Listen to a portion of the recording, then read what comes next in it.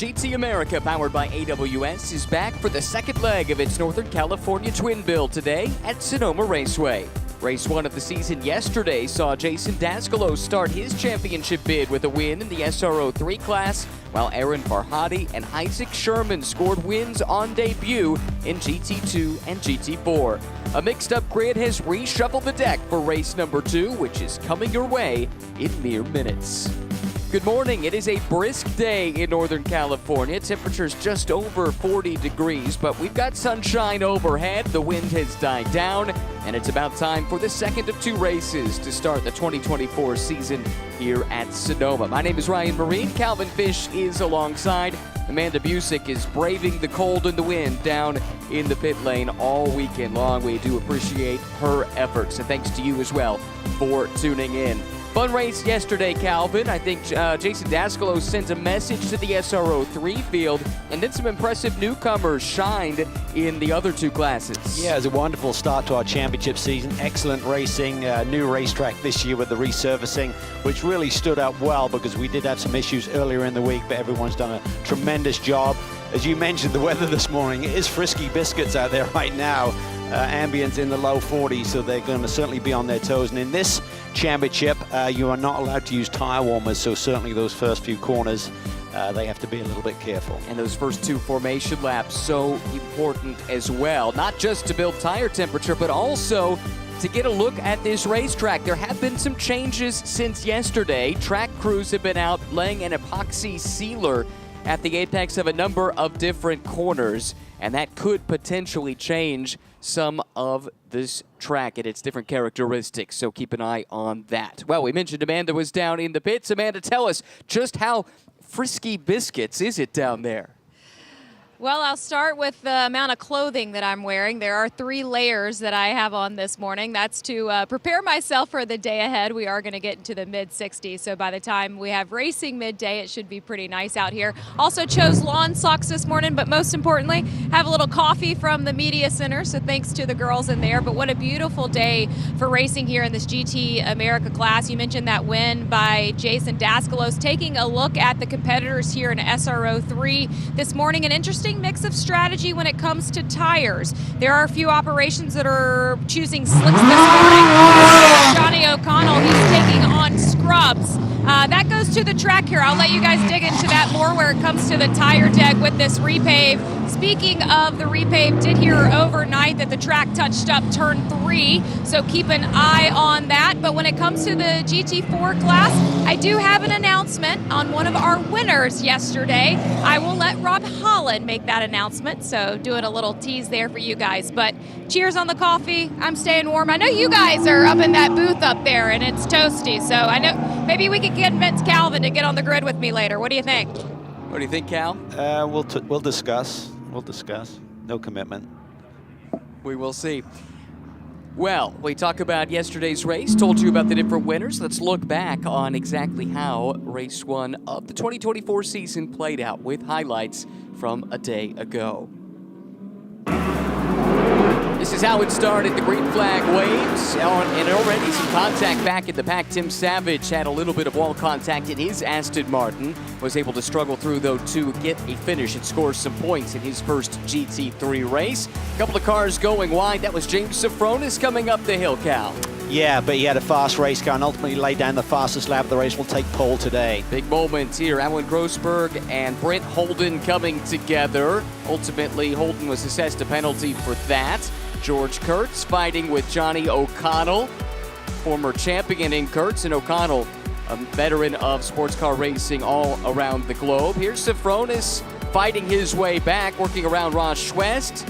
O'Connell surging around George Kurtz. A gearbox issue late in the race cost George a representative finish. Safronis with a little bit of contact with the debuting Justin Rothberg there, and James was penalized for that one. But the checkered flag flew on Jason Dascalo, who had an untroubled run and got his season off to a great start. The last 2 years, he's been the championship runner-up in SRO 3, looking to do one better here in 2024.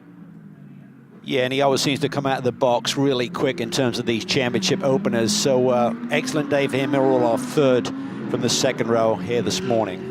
This track, well, it is a classic. Opened in 1968, 2.5 miles, 12 turns in length, and the elevation change is what everyone wants to talk about when you come to Sonoma, Cal. It does, particularly for the first time. It really catches you out because a lot of blind corners here, so the commitment factor is big. But the big news this week is the increased grip since previous years. It was a well-worn surface, and now it's got monster grip. But certainly conditions this morning a little bit cooler. We'll have to be wait and see how the cars deal with that. You saw those track records on that graphic. Those were smashed yesterday, so all of that will be changing because of that new track surface that Calvin has talked about. This is how they'll line up for race number 2. James Safronis had the fastest lap in the race yesterday. He'll start on pole alongside the 2022 SRO3 champion, George Kurtz. Row number 2 belongs to Jason Daskalos, the winner yesterday, and Johnny O'Connell, who had a nice finish in runner-up spot yesterday. He'll start 4th in race 2. Raj West and Justin Rothberg, a pair of GT3 rookies, make up row number 3. Then it's Jason Bell, a 2-time GT4 champ in this series, alongside the Callaway Corvette of Mirko Schultes. Kyle Washington and Tim Savage are back in row 5. And then you get to the GT2 field, which will be led to the green by Brent Holden in his Mercedes-AMG GT2, alongside Aaron Farhadi, the winner yesterday. Alan Grossberg rounds out the GT2 field.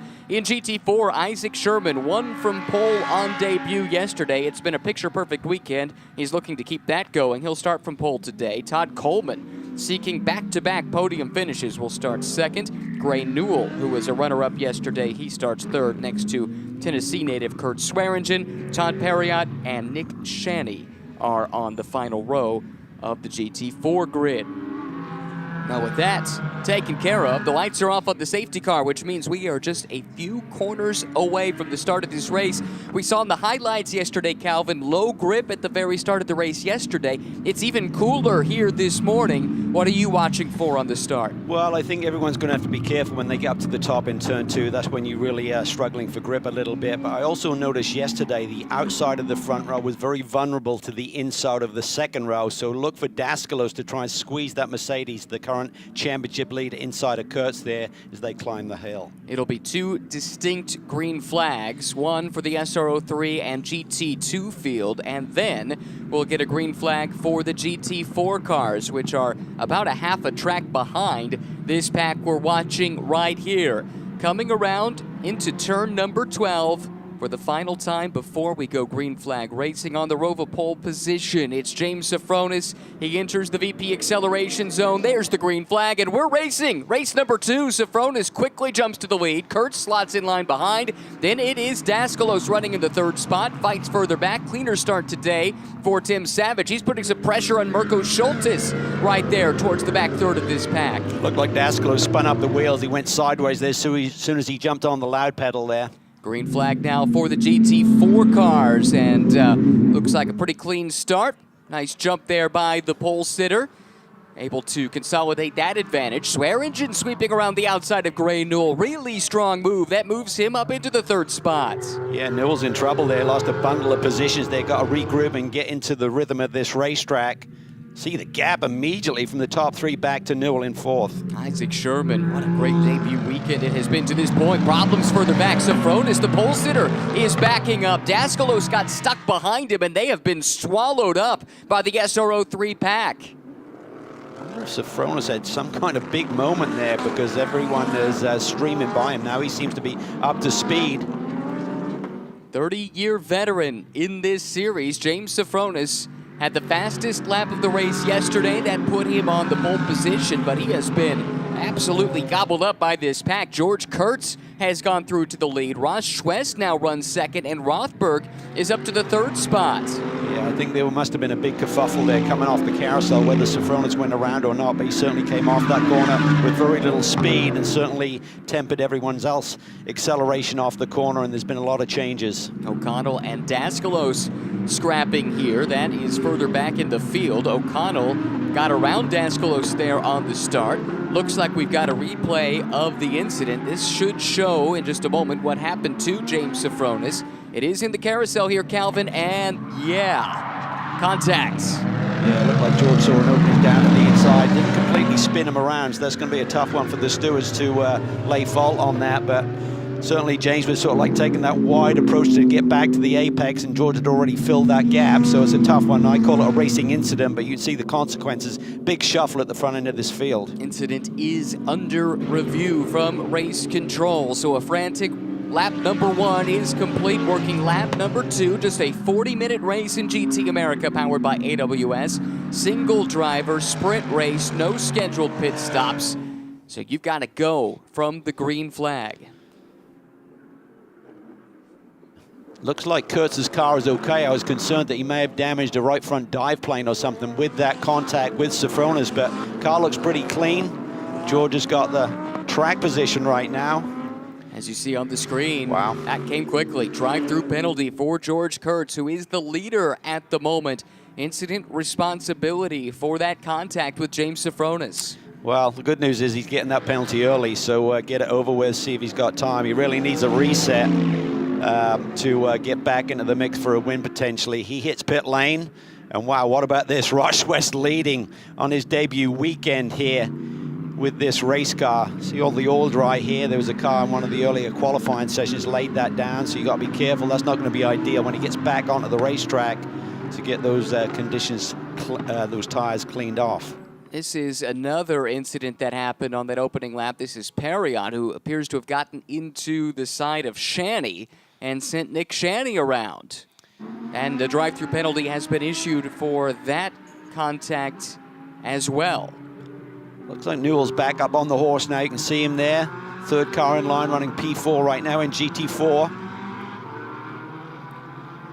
And there you see what we just said there on the screen now. Incident has been adjudicated. Drive-through penalty has been handed out to Todd Perriot for that contact. There you see George Kurtz coming out of the pits, having served that penalty. It's about 50 seconds that you spend traversing the pit lane.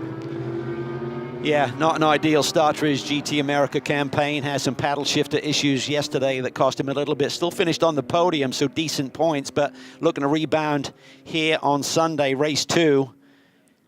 Had a good start and made that little move. I mean, James came down on him a little bit. Tough call, but that's the way the steward saw it, so we'll move forward. I mean, it certainly cost Sofronis dearly. He was the leader at the time, and now he is mired back in the 5th spot. So it's not like it was no harm, no foul with the great save there by James. He certainly lost a great deal of track position.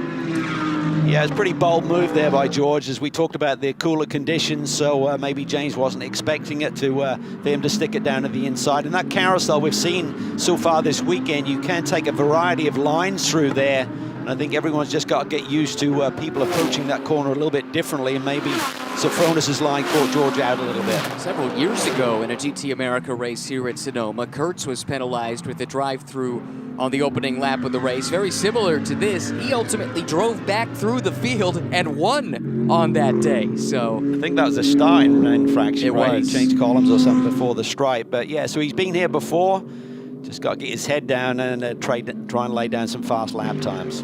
The end result of all of that chaos, by the way, is Raj West finds himself leading in GT America in just his 3rd GT3 start in his career. The other 2 came yesterday in this race, as well as in the Fanatec GT series. So not a ton of experience behind the wheel of this machine for Raj West, but doing a great job. He owns the CrowdStrike fastest lap of the race right now. Great shot there into the brake zone for turn 7. Even though this track has been resurfaced, there is some undulation there, and even though the car's got ABS, you could see the tire skipping across the pavement there on the verge of lockup.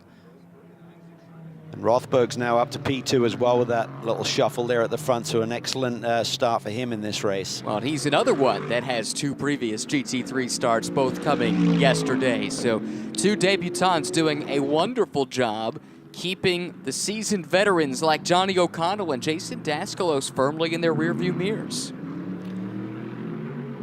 Top 5 in this race running lap times in the 136 bracket. No one's really breaking out and laying down anything too stellar, so it's going to be tough to see any of these gaps really reduce quickly if no one's got a big margin and advantage in these conditions. See Schwest there really takes a very shallow approach to turn 2. See the rest of the field just opening up the entry a little bit. That allows you to get your hand straighter coming off, back to power sooner. Kurt Swearingen with an off and on. That's a shame. He had a good run going, had gotten up as high as third at one point. Looked like he had dropped behind Newell on the previous lap. Yeah, that was exiting the carousel, so I'm not sure if he had a moment by himself.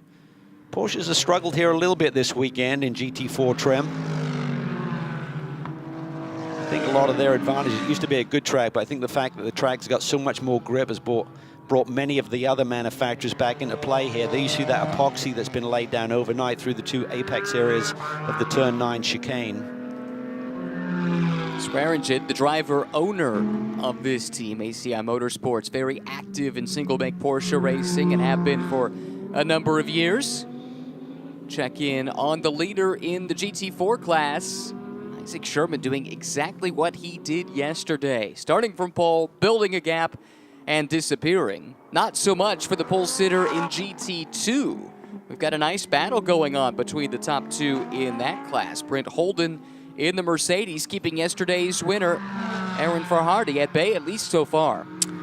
Yeah, he got involved in a little incident himself yesterday, got that drive-through penalty, but great to see Brent back. It was 2019, he last ran with GMG in this championship, so there's a ton of starts in SRO, but we'll be running this very impressive GT2 machinery, 3 different manufacturers from Germany under the GMG awning this weekend.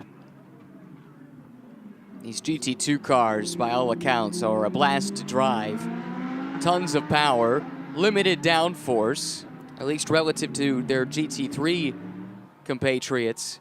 And yeah, the drivers I've talked to who have driven them say they are a ton of fun. Appropriate that they were alongside the drag strip right there. Correct. That's where they really excel. Point A to point B, but without the downforce that makes the corners and the brake zones ever more challenging. Back to the SRO3 field. And SRO3 is basically a catch-all category for GT3 cars. The big difference is you don't have to run a car that is necessarily in the flush of youth, shall we say. You could run cars that are out of homologation. For instance, that Callaway Corvette wouldn't be eligible to contest a typical GT3 category, but the BOP here allows it to be competitive. And in previous years, we've seen previous generation Audis running, some previous generation Ferraris as well. But gradually, this has become a class populated mostly by the latest and greatest from GT3 manufacturers around the world. It's a bit like me, I need an Evil kit every couple of years. But this is a good little battle here. Justin Rothro's done a really nice job of just hitting his marks, maintaining lap time. You can see Daskalos is looking a little bit feisty there at the brake zone on Johnny O, but Johnny O just stayed really calm there, middle of the road. Didn't open up the door on that previous run, but Schwest up front has done a really nice job here of laying down the fastest lap of the race so far by a solid half a second over this chasing pack. So he looks comfortable out front. I think this is going to compress here, this little battle between second and fifth. Black and red Mercedes, third in this line that you're looking at. This was the winner yesterday with Jason Daskalos.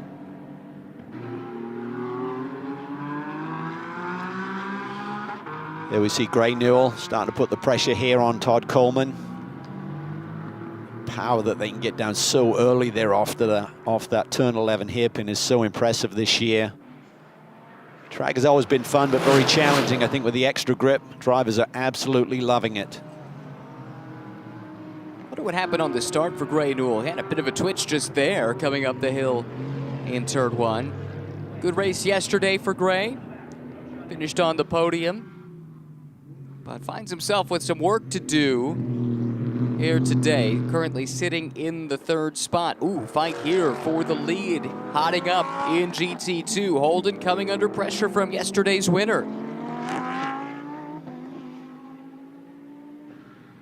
Great tails away shot here through these S's. Even with the downforce of a GT3 car, it's not absolutely flat out. You got to feather the throttle and just get the nose pointed halfway through there. Then big brake zone there. Really impressed with the job that the track staff have done here to get this track into a ship shape for the race weekend, with it breaking up a little bit earlier with the resurfacing. Did a great job with that, and then Paid attention to the detail last night with that epoxy coating there in turn 9.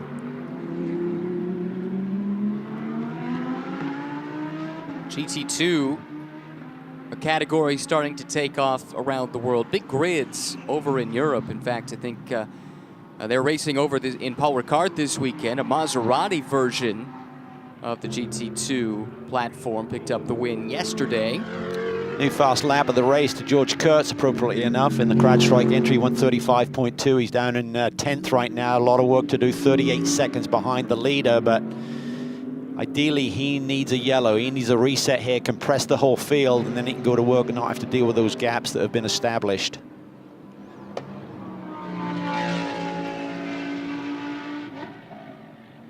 This has been a fantastic duel there, as now the leaders in SRO3 are starting to get into GT4 traffic, and we do talk about this series frequently as mixed class racing. This is a skill set that these drivers will need to hone if they want to continue to climb the ladder, race at the highest levels. More often than not, you're going to be racing in endurance racing with multiple classes sharing the track at the same time. So valuable for some of these drivers that are new to racing at this level to get some of that mixed class experience. Oh, for sure, and that is a real dynamic that you have to get used to and get comfortable with, and just not running up on people, being willing to settle back a little bit and just key on X off some of the corners potentially. Here's a close little battle there. Sofrona's nipping at the heels here of Jason Daskalos. And Daskalos feeling the pressure. You saw him go defensive there, covering off the inside in turn number 4. This is turn 5. Now heading to this sweeping left-hander. Turn 6, and Sofronis has a big moment. Wow, he's had a couple saves today. Yeah, and if you start pushing it in there, you're just hitting the brakes right at the point where the car's getting a little bit light and you don't have contact patch between that Pirelli P0 and the road that you think about as it's compressing going into that hill. So he just took it in there extra deep and floated it over the top. What a catch. Right there, you could just see he really took it in super deep, lost the tail and just had enough room. But again, the grip saved him a little bit.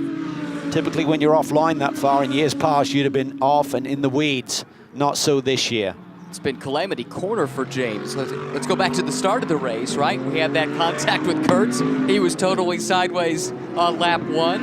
And now 15 minutes later, that time no contact involved, but still heart in your throat moment for James Sofronis. He's digging deep. Done a nice job with the Audi. Seems to have good balance around this racetrack. He just loves racing. Over 300 starts in World Challenge and SRO competition over the years, 30+ years. But Raj West, what a day he is having. And our second place runner, Justin Rothberg. Think about the experience behind this duo up front. The gap, though, is compressing. Rothberg just set his fastest lap of the race and was about a half a second quicker than Ross the last time around. A lead that was up somewhere near 4 seconds at one point has come down to just 2.2. Keep an eye on this battle as it starts to develop. There's Kurtz, still running lap times about 3/4 of a second faster than the leaders. But a lot of work to do, a lot of ground to make up. Set the CrowdStrike fastest lap of the race a few laps ago. Starting to reel in the back of the SRO3 pack. His first target will be Tim Savage. Jason Bell, not too far ahead. And it's important to start picking up some of those points. 9 cars, make it 10 cars in the class. Everyone will score points, with points paid down to the 10th position. But George, as a former champion of this series, he will know each position could make the difference in his title pursuit. Leader in GT4 here, Isaac Sherman. Isaac starting to pull away just that little bit more. Yeah, he's really been the class of the field this weekend. And at a track that a lot of people saying does not really suit the Porsche in terms of balance and performance compared to some of the other manufacturers. It's typically been good here, but again, we talked about the track having a different character now, and that's brought some of the other manufacturers into play, like the Aston Martin and the BMW. Todd Coleman in this green Aston, he runs second, had a really nice day. Started on the back row of the grid in race 1, charged his way forward, got up on the podium, and is having a nice consistent run here as well. Although he does have Gray Newell starting to close in. Let's get more, though, from the pit lane now with Amanda Busick. Ryan, yeah, you talk about Todd Coleman. Welcome back to the SRO America paddock to this guy. He did reach podium yesterday, as you mentioned, but Calvin and I were talking to him ahead of the weekend, and one of the draws back to the series for Todd Coleman was the fact that this series is headed to the streets of Long Beach now. You look back over the last couple of years, we've gone to Nashville, we've gone to St. Petersburg, and it really is a draw for these drivers. I remember talking to Adam Adelson a couple years ago in Nashville that he signed an autograph in our open pit. So how cool is it that these drivers get to share weekends with IndyCar drivers? Oh, it's huge. I mean, it's a monster event. It's a bucket list for a lot of fans to be there, but certainly for drivers like Todd Coleman. He's dreamed of being there on the streets of Long Beach, and we visit that in just a couple of weeks for the next round of our championship. Love going to Long Beach. That's just a few weeks away, so a nice West Coast swing for GT America powered by AWS to start the season. Checking in here, second, third, fourth, and fifth, all running in a train.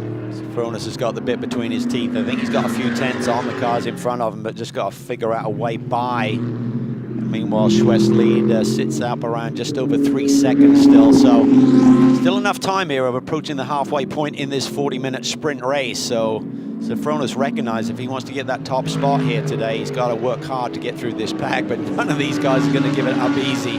Daskalos loves to get his elbows out. Johnny O, ton of experience, particularly here at Sonoma, track that he spent so many years racing, celebrating 40 years of professional level competition here in 2024 is Johnny O. And the list of accolades is longer than his arm, just amazing career. One of the true greats of the sport. There's no doubt about it. So many years under the GM umbrella with Corvette Racing or Cadillac Racing here in this paddock. Four-time champion. What was the Pirelli World Challenge driving for Cadillac Racing. Is that dynamic you talked about, the overlap in traffic here with Rothberg having to wait and be patient there to allow Gray Newell to get out of his line. That's allowed Johnny O to get right on his tail, so he's vulnerable now here in his brake zone. Let's see what Daskalos can do. He looks to the inside. O'Connell covers it off, and in so doing also looked up the inside of Rothberg, as these guys now will encounter the second place GT4 car in just a moment. That's Todd Coleman. Rothberg looking to the outside. This will be brand new to Rothberg, who comes from Ferrari Challenge. Not just single class, but a single type of car. Meanwhile, O'Connell is balked by Coleman. That opens the door for Daskalos. But now where will he be able to go? That was really aggressive there by Daskalos. He could see that one. I was just talking about the poise and the subtlety with Johnny O's positioning of the race car. Looks totally unruffled, but he almost let Daskalos through there, just trying to gauge where Todd Coleman was going to place that GT4 car. And Daskalos nearly surprised him. This is great news for Rothberg, who has suddenly got a gap again. And now he can set off in pursuit of Schwest. That gap came down by 0.7 of a second the last time by. It's down to 2.3 seconds, and actually less than that at the intermediate time loop, under 2 seconds between the leader and second place Rothberg. Yeah, that was massive. I think Johnny O lost about 1.5 seconds there through that first sector by dealing with that traffic. Should note, in GT2, something has happened to Brent Holden because he was the leader. He now sits third in class. That has promoted Farhadi back to the class lead.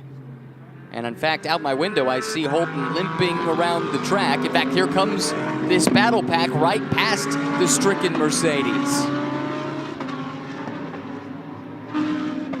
Well, that's heartbreaking because Brent had a really, really good run going. Started on pole and found himself in contention for a race win. Yeah, looks like something maybe askew with the left rear suspension. It was kind of walking on him a little bit as he try to get his pit lane there, see if they can get a fix, and if there's any risk of any danger, they're probably going to have to retire the car. Not much time left to work on it. But he is past the halfway mark, and that's important for points. Only 3 cars in the class, so you're guaranteed points as long as you turn at least 50% of the laps of your class winner, and that should be achieved at this stage. Now the leaders working their way through. The leader in GT4, it's Isaac Sherman.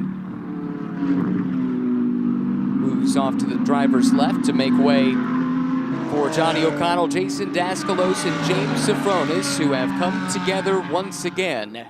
Every time they split up, they seem to find each other once again a few laps later as we look at the GMG crew working on Brent Holden's car.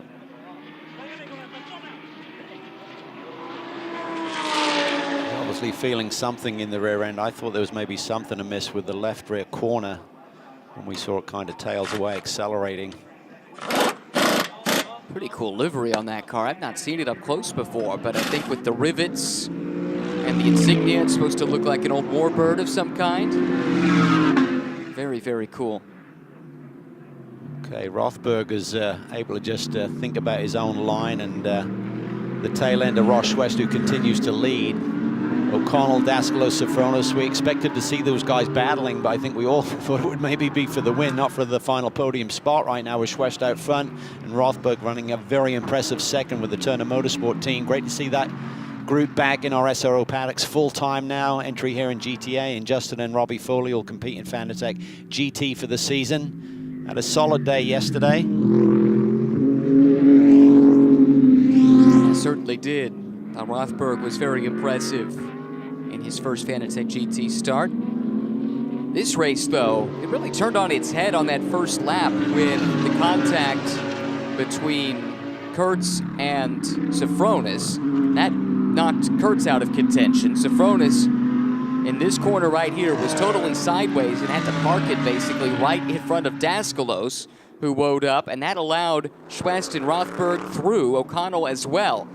And that set the tone then for the rest of this race. It really has. It shuffled the pack. And, oh, a little mistake there by James. He's missed his braking point a little bit. Was probably so focused on Daskalos, maybe trying to set up, and just missed it a little bit. Now he's got to go back to work. Frustrating day so far for our pole sitter. Watch this. Watch Johnny O's positioning here. I mean, Daskalos is like a piranha here. He can smell blood, but Johnny O is not just so aggressive. He's not blatant about where he's placing that race car. He's just got the confidence that he's got exactly where it needs to be, and really thwarting any attempt by Daskalos to think about stuffing it down the inside. And his confidence born of decades of experience. There aren't many racing situations Johnny O'Connell has not encountered in his illustrious career. Nothing's going to surprise him. No, and I think it's a very different dynamic into these brake zones as well. They're much shorter because there's more grip. You're not having to brake quite as early. You're retarding the car's pace down in a shorter distance, and that means that brake zone you don't have as much to work with. Race Vision powered by AWS. Race progression. This charts the progress back up through the field for George Kurtz. As high as the lead, but now finds himself back in the 8th spot. He has made up a couple of positions in this comeback drive, past Tim Savage and past Jason Bell. Now he puts the GT4 car of Gray Newell a lap down to where he runs, at least, in the overall order. It's like my golf game. Surprise power on the first hole, and then it all turns.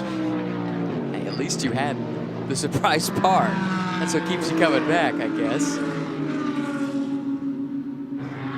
Under 15 minutes to go. This is the man of the hour, Raj West, who has done a great job of just managing that gap. It has been between 2 and 3 seconds, basically the entire race to this point. Yeah, he looks really comfortable, looks very poised. He hasn't felt a lot of pressure, so that probably eases it if he makes a little slip. It's not like someone's just chewing on your rear bumper immediately, so done a great job. We've missed all of the action on the exit of the carousel on lap 1, got to the front, and has just held steady. Going back to his GT4 championship year in 2022, he only won 1 race.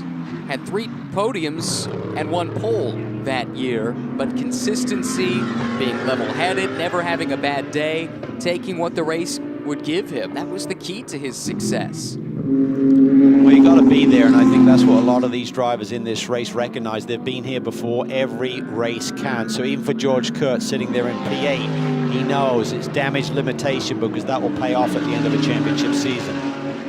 Kurtz still has 20 seconds or so to overcome to get to the next car in line, Kyle Washington, and only 13 seconds with which to do it. This pack, though, hitting traffic. Daskalos goes wide. That will open the door for Safronis to go around the outside. He secures that position, immediately sweeps across the bow. to take the inside line into turn number 7, covering that off, and put Sofronis, the pole sitter, up into 4th. Yesterday's winner drops to 5th. Yeah, just a little blip there where he was looking for a little bit more, just ran a little bit wide, probably committed to the power a little bit too soon, coming through the carousel. Radius is bigger and just ran out of room, and James was there in an instant and pounced. Now we can smell a podium up to P4. Next target, the other Audi in the field, Johnny O'Connell. This will be interesting to see how this works. This is the GT2 traffic now that this group has caught. That's Grossberg running 2nd in class.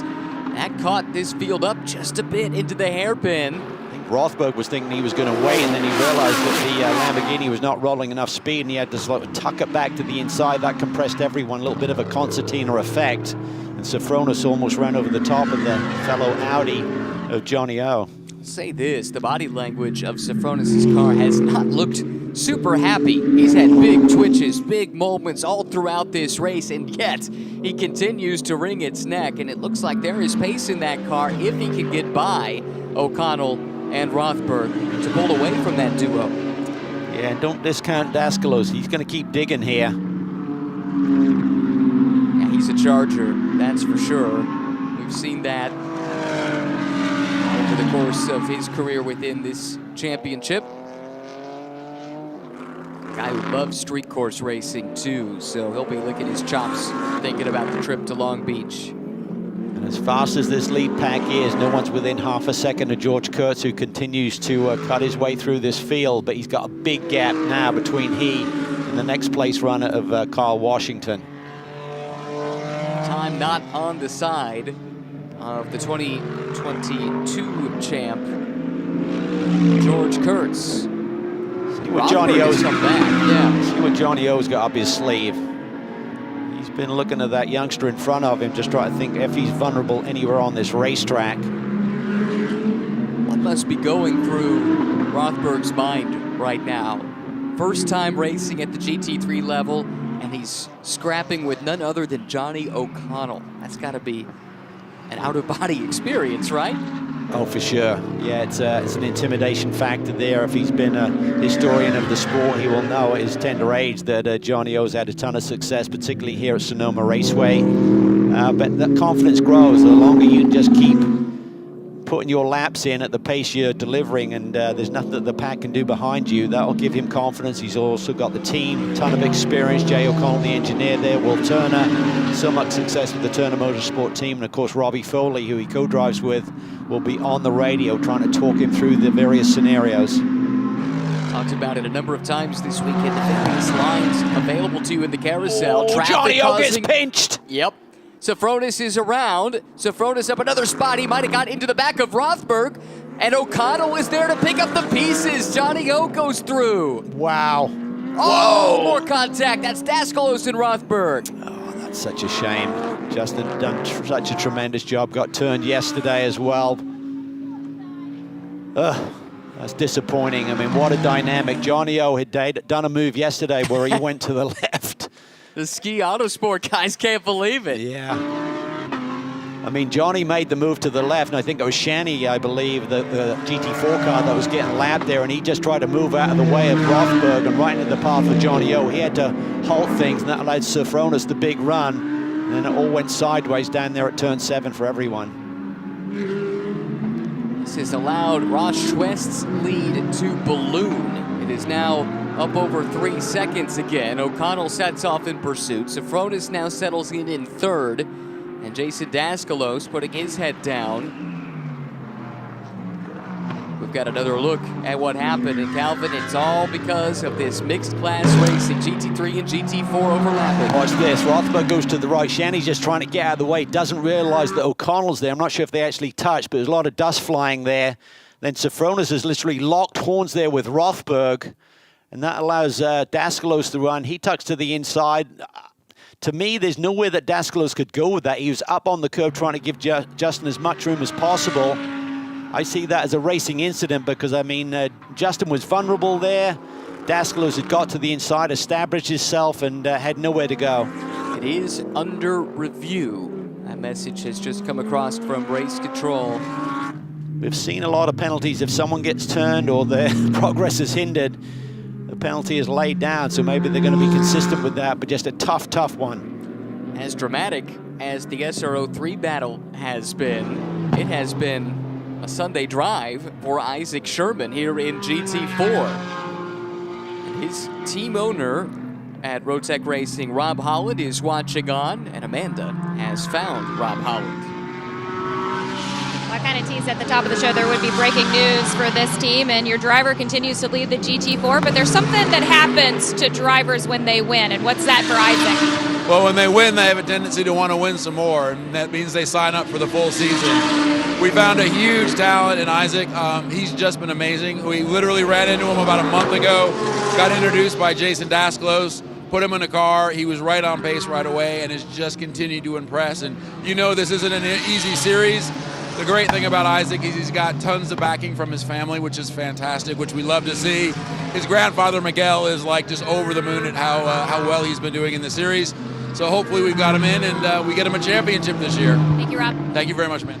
Fantastic news. Great to see, and great to have Rob Holland back in the paddock, too. He'll be racing later today in Pirelli GT4 America.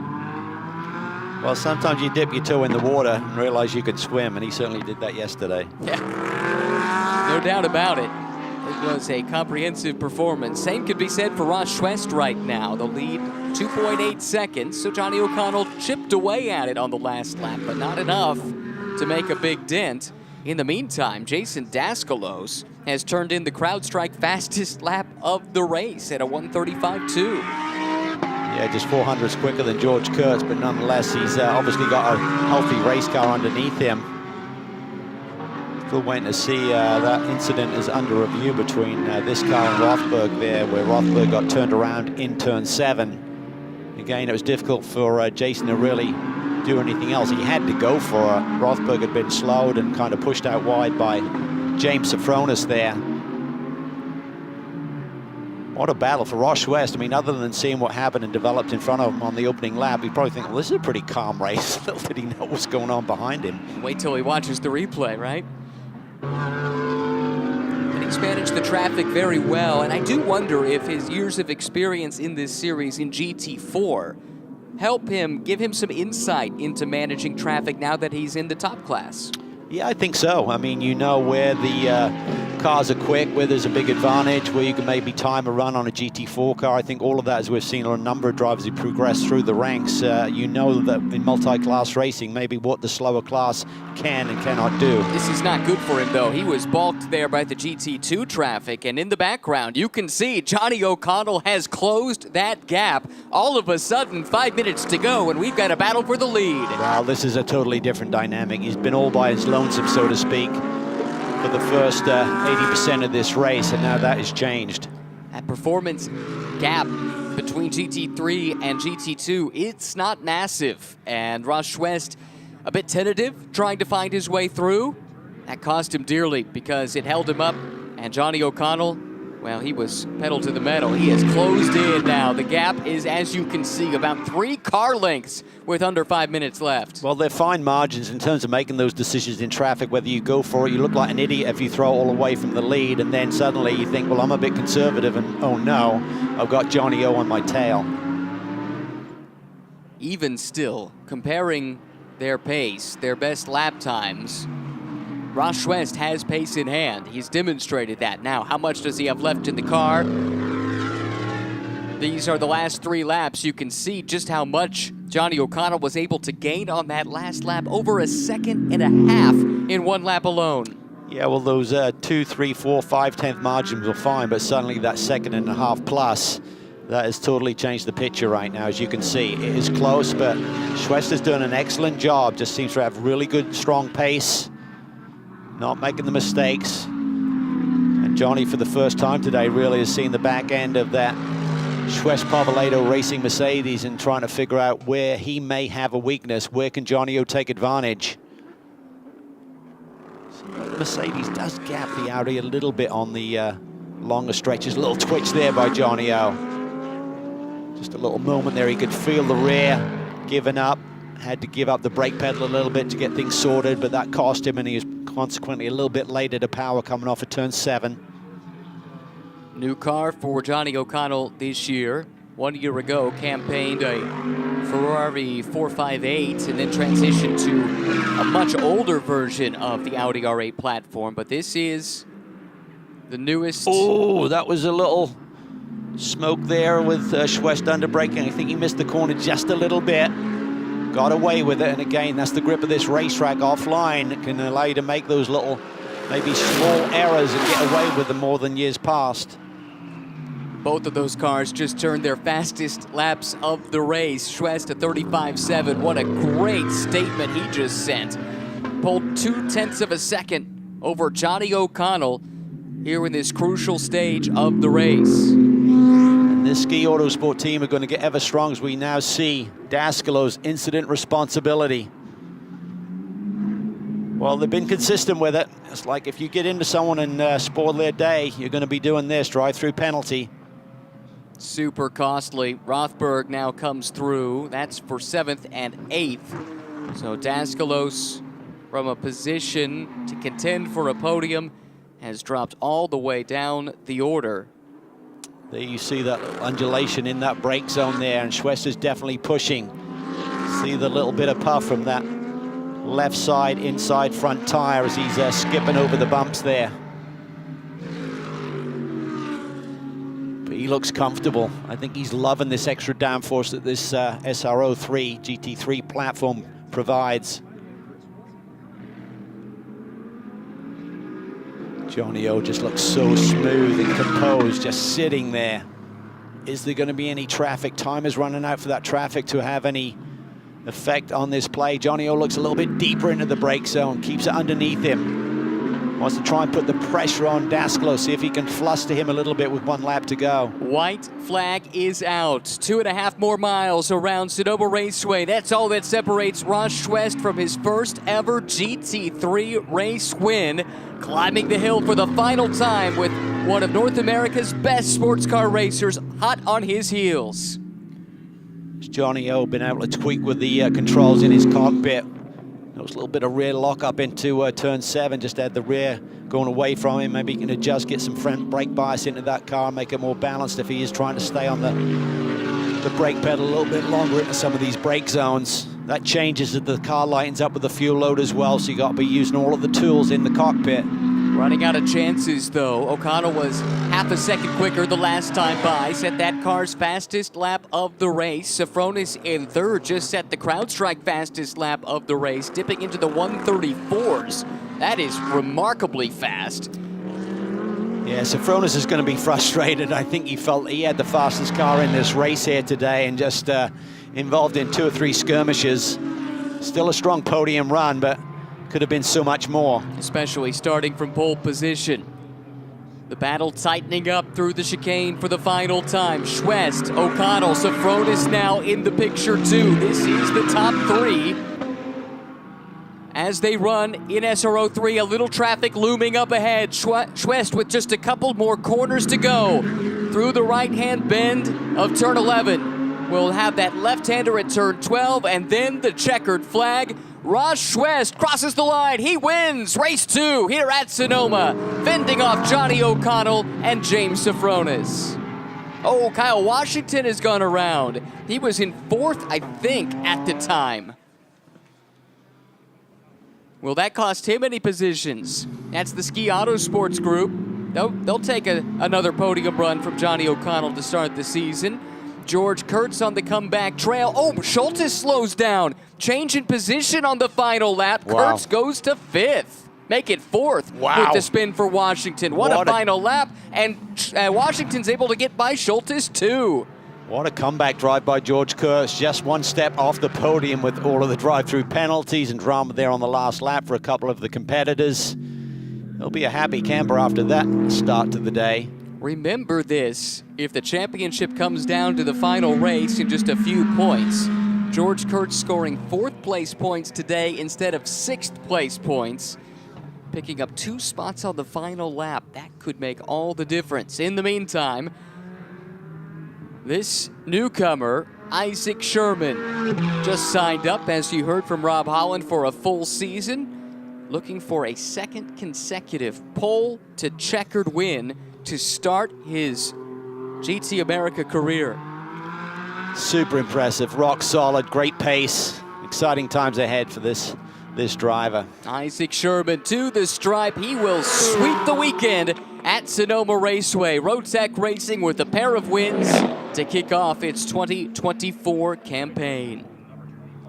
Todd Coleman will finish runner-up. Great weekend for Todd. 2 really clean races, 2 podiums. Gray Newell recovered from a poor start to get back up to 3rd and will take home another trophy for his exploits here in Sonoma. I think Johnny O may have the championship lead unofficially. A couple of podium runs so far, and drama for yesterday's race winner. So we wondered what happened to Kyle Washington and Mirko Schultes. This incident is under review. Final lap, Schultes in the Corvette. Bang. I think that may be the easiest call that the stewards have had all day. Boy, that had major implications for not just those 2 drivers, but George Kurtz as well. Justin Rothberg almost made it past those 2 on the road. In all likelihood, he'll pick up at least 1 position due to a penalty, and there we go. Time penalty handed down. Not sure that's going to be reflected on this yet. Doesn't look like it has been. Yes, Schultes down in 10th, so that penalty is reflected. Raj West, your winner, though, here in race number 2. Great debut weekend for him at the SRO 3 level. Johnny O'Connell, I think you're right, Cal, should have the points lead heading into Long Beach. Yeah, great weekend. They're going to be excited because they're just going to get used to the Audi every race weekend, and they've got one of the best engineers in the business with Rossella there, so exciting times ahead for Ski Autosport. And James Sifronis does recover to get to the podium, but what might have been starting on pole here today. Kurtz with a nice recovery drive from the drive-through penalty. He ends up in 4th. Kyle Washington 5th. Rothberg in 6th. In the GT2 ranks, Farhadi will sweep the weekend ahead of Alan Grossberg. Isaac Sherman, Todd Coleman, and Gray Newell are your podium in the GT4 class. Let's go down and hear from some winners. Well, as our winners keep arriving here at the podium, Ross out of his car giving the number 1. We had to remind him to get his helmet off so we can get this presentation started down here. That Pirelli first hat is going to be presented to Raj West. And Ross, I want to go back to the drive that you had today. How much of your experience in GT4 aided your win here in GT3? It's definitely been a bit of acclimating. The cars are very different. We recognize it's going to be a process. It's going to probably take a good part of the season. The guys did a great job today and had a little bit of luck on the start, and took advantage of that. Was able to hold off some of the other guys, and yeah, it'll be a process, but we'll take this win today and we'll build on it. In your debut weekend in GT3, congratulations, Ross. And wow, was it a weekend for Aaron Farhadi, picking up 2 wins here in Sonoma in the GT2 class as he also gets his helmet off. The Lamborghini parked here by the podium. And Aaron, another ride around Sonoma for you. How were your expectations met this weekend? I mean, it was great. We got the job done. There was a lot of respect between me and my competitor. Really great battle at the start, but overall was a successful weekend. Good debut, first ever SRO race, so went well these past 2 days. Double up for Aaron here this weekend.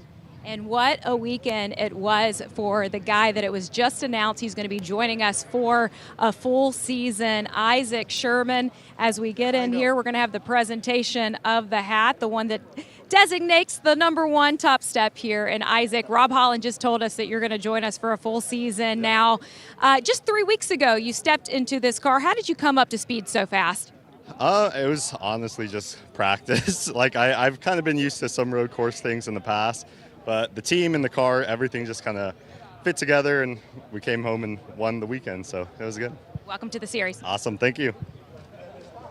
A couple of very impressive newcomers. That tells you all you need to know about how late this came together.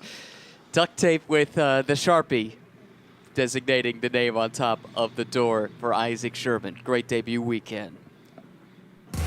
Well, race number 2 had a little bit of everything. James Sifronis was the pole sitter, and he took an early lead It wasn't going to last very long, however. Up the hill for the very first time. Cold tires on a brisk morning. Everyone kept it relatively clean, but just a few corners later, all of that would change. Contact between George Kurtz and James Safronis. Ultimately, Kurtz was penalized for that. That got Raj West to the lead, which was a lead he would never relinquish. Big moment here from James Safronis. Massive save. He had an up-and-down day. He really did. What a catch. Really fast race car, but the race just didn't quite come to him, even though he got a podium run at the end of the day. Tough day for Brent Holden. Spent a lot of time at the front of GT2. Had an issue with a wheel nut that caused him to retire from the race. Big moment in traffic here. Rothberg caught out a little bit. Safronis looking aggressive. Contact between the Audi and the BMW. Opened the door for O'Connell to come through. But then this coming together between the Mercedes and the BMW had major implications. Congratulations to our race winners for the opening weekend of the season.